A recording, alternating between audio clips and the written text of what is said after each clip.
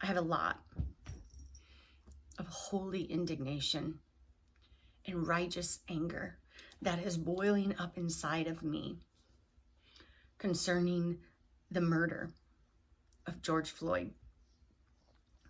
I'm angry for what happened to him. I'm angry that there are officers, one particularly, who has used his power for his entire career with claims of excessive force, with multiple deaths. And then this, I have righteous anger that my brothers and sisters who are people of color live with a fear and cannot fathom.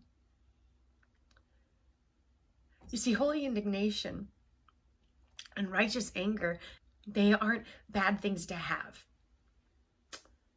It's okay to rage inside and want to express that. The question is how? How do we express that?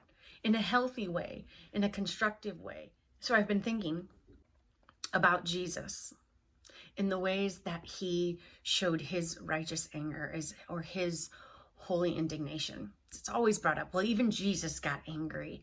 And the biggest story is the story where he turned the tables. And if you read Matthew 21, Jesus had just entered Jerusalem. He had just been welcomed in. The crowds had just yelled out, "This is Jesus, the prophet of Nazareth." He had, in that moment, some measure of privilege, some measure of respect, some measure of believability. And he walks into the temple.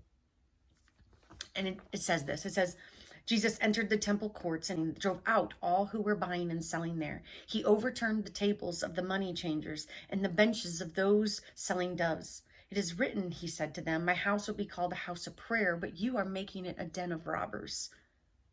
He goes on and he heals people. In that moment, he interpreted it as, oh, he just randomly saw people in there buying and selling in the temple and he got mad about it. But you have to remember that this is Jesus who went to the temple, who as a little boy was left behind in the temple. This isn't Jesus who randomly saw something and got mad.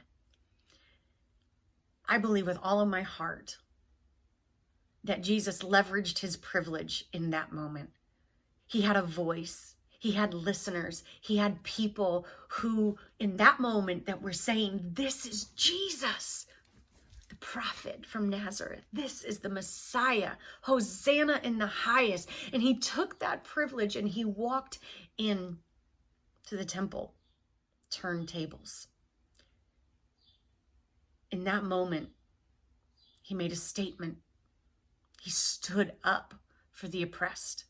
He stood up for the weak, for the people who were being cheated, for the people who were being misused by religion. So what do we do with our holy indignation and our righteous anger? I think we sit with it.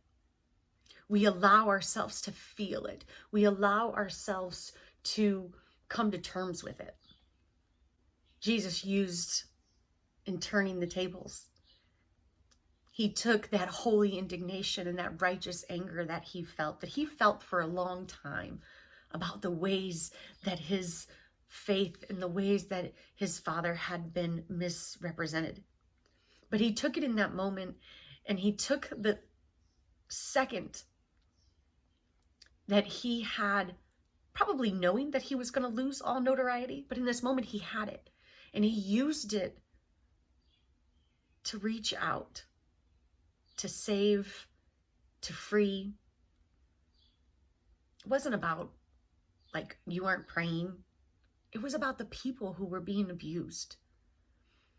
And so we sit with our righteous indignation over George Floyd's death. We sit with our holy anger over Ahmaud Arbery's, and we could go down the list of all of these people who have unjustly died at the hands of white people and racism.